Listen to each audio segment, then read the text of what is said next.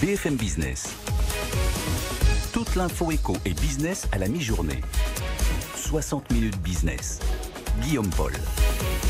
Voilà, on est de retour en direct, 60 minutes business sur BFM Business comme tous les jours, bien sûr, et c'est le président d'IBM France qui nous fait la gentillesse d'être avec nous, Nicolas Sekaki. Bonjour Nicolas Sekaki. Bonjour. Merci beaucoup d'être avec nous en direct sur BFM Business. Je vais commencer par une question, je vais être franc avec vous, qu'on pose à beaucoup de patrons en ce moment. Comment ça va chez vous, chez IBM France? Écoutez, c'est très actif. Ouais. Parce que bien évidemment, on a une responsabilité vis-à-vis de nos clients, puisqu'ils sont en train de se transformer à une vitesse grand V. Bien sûr. Le Covid a forcément remis en cause leurs priorités, nécessité d'être beaucoup plus efficace en termes opérationnels, en termes de coûts, en termes de flexibilité, et en même temps se transformer à toute vitesse pour être capable de faire face au télétravail et à ce monde hybride, et également d'adresser des nouveaux marchés. On va en parler dans un instant, évidemment, de ce que vous proposez à vos clients. Déjà, vous, aujourd'hui, on rappelle, alors, le siège d'IBM France, c'est Bois-Colombes en région. Oui, c'est à Bois-Colombes. Dans les Hauts-de-Seine, 2500 postes de travail. Du télétravail, beaucoup de télétravail ou pas pour l'instant? Oui, alors on a une partie du personnel est en télétravail, donc les fonctions de support sont en télétravail. Depuis le retour des vacances, en fait, toute la partie qui est en face de nos clients, en engagement, où il y a quand même beaucoup de créativité, beaucoup de travail collaboratif. La norme est le retour sur site, en fonction bien sûr des régions, mais Bois-Colombes c'est le retour sur site, et on équilibre les équipes de manière à pouvoir minimiser, je dirais, la transmission du virus s'il y avait une transmission. Il y a le siège évidemment en région parisienne, 3 gros sites, Montpellier, Marne-la-Vallée et un troisième dont le nom m'échappe, et puis 19 agences derrière. Il y a Lille, oui, on est sur et toutes les agences sont pas rouvertes encore aujourd'hui? Non, on a à peu près la moitié des établissements qui sont réouverts. Donc notre sujet, bien évidemment, c'est assurer la santé et la sécurité de nos personnels. Donc on regarde avec beaucoup d'attention l'évolution dans les différentes régions et de rester très dynamique. C'est-à-dire que, par exemple, Montpellier, on a réouvert et puis en fonction de la situation sanitaire, on réduit un peu nos capacités, on les réouvrira un peu plus. Donc voilà, très dynamique. Très dynamique aujourd'hui. Ça, on fait juste une parenthèse, et puis on parle du business après. C'est incroyable de dire que IBM a été un des précurseurs sur le télétravail. Même en France, notamment, c'est arrivé en 97, à la fin des années 90. Et puis 10 ans après, 2007-2008, vous en êtes revenu, comme beaucoup d'entreprises américaines, Yahoo notamment, parce qu'on jugeait que c'était pas assez productif, fondamentalement. Voilà. Alors c'est pas forcément lié à la production au sens efficacité, c'est efficacité de l'organisation. C'est-à-dire que on a beaucoup de flexibilité chez IBM, on a beaucoup de cadres, et donc effectivement, ils sont très responsabilités, et qu'ils soient au bureau ou chez eux, ils travaillent très bien. Le sujet, c'était la création. Et on voit très bien dans ces environnements du digital, de la transformation, mais aussi de l'innovation. C'est-à-dire, qu'est-ce que je fais avec une technologie, le cloud, la blockchain, quel est l'impact sur mon business? Ceci doit se faire de manière colocalisée et multidisciplinaire. Et donc on a ce modèle hybride auquel on avait pensé avant le Covid, et même bien sûr le Covid nous permet aujourd'hui et nous oblige à avoir ce mode hybride. Donc travailler à distance, travailler sur site en fonction des activités. On a envie que vous nous racontiez comment est-ce que vous avez géré cette crise, qu'est-ce que vous avez dit très vite à vos clients et qu'est-ce que vous leur apportez finalement de plus aujourd'hui, Nicolas Sekaki chez IBM? Je pense que la crise, il y a une crise sanitaire et bien évidemment c'était notre préoccupation dès le départ, mais c'était aussi notre préoccupation a été de nous permettre à nos salariés de pouvoir intervenir chez nos clients dans des conditions satisfaisantes de sanitaires. Et c'était assurer leur continuité opérationnelle. Ça, c'était pendant la crise, je dirais, de confinement.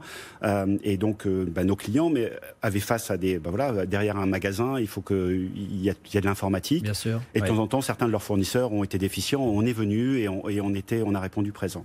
Mais aujourd'hui, le sujet, il y a la notion de cash, bien sûr, de trésorerie. Et là, l'État a participé, mais les grands fournisseurs et partenaires aussi. On a aidé certains de nos clients à revoir leur cash, mais également priorisation de leurs projets. Donc d'un côté, c'est plus de flexibilité sur leur outil de production informatique qui existe avec le cloud, mais aussi avec les solutions que nous manageons pour nos clients. Donc on a introduit ça et on a été assez flexible sur le sujet, mais surtout de reprioriser les enjeux de compétitivité future et de filière. Donc, le cloud, justement, est-ce qu'on va parler d'opportunités? Oui, bien sûr, c'est une opportunité. Je crois que le tiers des revenus d'IBM aujourd'hui, c'est le cloud, aujourd'hui, aux alentours de 4% à un tiers en peu d'années. On va appeler ça une opportunité, malgré tout, pour un groupe comme IBM. Mais qu'est-ce que vous pouvez faire de plus dans les prochains mois, les prochaines années pour en tirer parti, alors que vous êtes encore, sous certains aspects, distancé de ce point de vue-là par Amazon Web Services et Microsoft? Voilà, finalement. Qu'est-ce que va faire IBM, justement, pour tirer parti de cette opportunité? Parce que quand on parle de cloud aujourd'hui, tout le monde pense cloud public et la facilité de faire. Ce que nous faisons, et ce que nous avons accéléré, et je vais vous parler de 2-3 annonces que nous avons fait, c'est de créer des plateformes qui utilisent le cloud, la blockchain, pour créer des filières. Et par exemple, Renault a annoncé hier, on avait un projet avec eux, qu'on travaillait, qui était de dire la compétitivité de la filière automobile, notamment sur la conformité réglementaire des pièces détachées, qui est un travail gigantesque. Et ce n'est pas que Renault, c'est Renault, ses sous-traitants, et donc les acteurs français et internationaux qui travaillent avec Renault. Donc on a un projet de mettre sur le cloud, sur la blockchain, sur le cloud IBM et la capacité de gérer les autres clouds, qui sont les autres fournisseurs, et ça, l'acquisition de Red Hat nous permet de le faire. Et de permettre d'avoir 37 milliards d'euros. 34 milliards la plus grosse acquisition de l'histoire d'IBM, évidemment. Et donc, vous avez cette annonce qui est faite avec Renault, mais on a fait aussi une annonce avec Schlumberger, pareil, qui a besoin de notre cloud sécurisé pour être capable de mettre leurs solutions pour donner à tous leurs clients la capacité d'accéder non seulement à leurs solutions, mais de localiser les données là où les clients le supposent. Vous vous inquiétez de voir ces grands groupes, ces fameux GAFA, travailler directement de plus en plus avec les entreprises, venir marcher sur vos plates-bandes aujourd'hui, parce que c'est une réalité, ça, très concrètement. Je pense qu'on vient de deux mondes qui sont différents. Il y a le monde du consommateur, et que nous sommes, et bien évidemment, on a un téléphone, on fait nos achats en e-commerce, et puis il y a le monde de l'industrie. Et donc effectivement, ces deux mondes se rejoignent. Bien évidemment, notre point de vue sur lequel nous sommes, on connaît les industries et les secteurs dans lesquels nous sommes. L'argument pour vendre IBM au détriment des GAFA aujourd'hui. Je ne suis pas au détriment. Moi, je me concentre sur les clients et ce qu'on leur amène. Mais qu'est-ce qu'on leur amène? Par exemple, ce qu'on fait avec BNPP, ce qu'on fait avec Bank of America, c'est de dire que ce sont des industries qui sont régulées.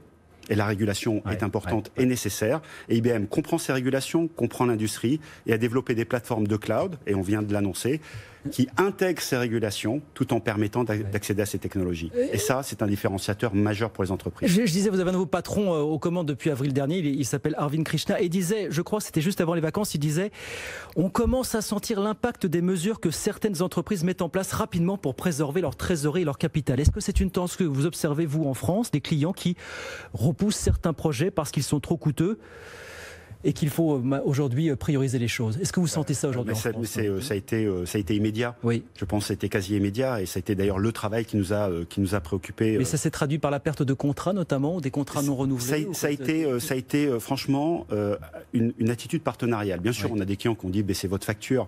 Bon, c'est simple, mais c'est peu efficace. La plupart des clients, on s'est mis autour de la table en regardant quels sont les projets qu'il fallait qu'on arrête, quels sont les projets qu'il fallait qu'on décale, et quels sont les projets qu'il fallait qu'on démarre. Et ensuite, regarder ça sur un flux d'optimisation financière sur certaines activités et d'investissement futur. Et quand on a travaillé avec nos clients sur ces dimensions, qui sont court terme, moyen et long terme, on a toujours trouvé des solutions. Et c'est ça le nœud gordien aujourd'hui.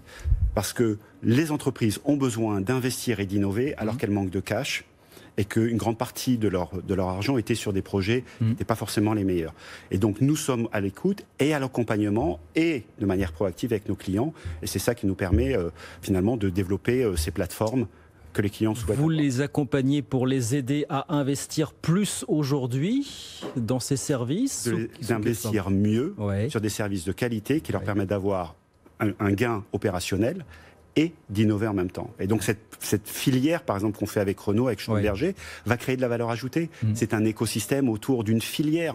Et donc s'il y a une filière et de la valeur ajoutée, vous avez baissé vos coûts parce que vous l'avez partagé, et en même temps, vous avez un impact compétitif. Dernière question rapidement. Fondamentalement, si je vous demandais qu'est-ce que cette crise a appris à un groupe comme IBM, qu'est-ce que vous me répondriez aujourd'hui? Je pense que ça nous a renforcé dans notre conviction technologique, que nous sommes une entreprise technologique qui doit mettre en œuvre rapidement, aider nos clients à mettre en œuvre ces technologies pour leur business model. Et que l'agilité, on est la seule entreprise dans l'informatique est centenaire. Et toujours on nous dit on a un concurrent qui est plus agile, etc. On est les seuls qui avons survécu, et il faut qu'on continue comme ça. Et on a survécu pour une seule chose, c'est qu'on a su se remettre en cause et de changer de business model, soit par temps de crise, soit quand tout allait bien et qu'on voyait qu'il y avait une tendance. Et donc voilà, c'est les fondamentaux, il faut aller vite, il faut aller bien, il faut prendre des décisions et surtout se focaliser sur nos clients et sur nos collaborateurs. L'agilité, l'écoute, voilà, ce seront les maîtres mots encore pour les prochains mois. Merci beaucoup Nicolas Sekaki, merci infiniment, le PDG d'IBM France. Merci beaucoup d'être passé par BFM Business.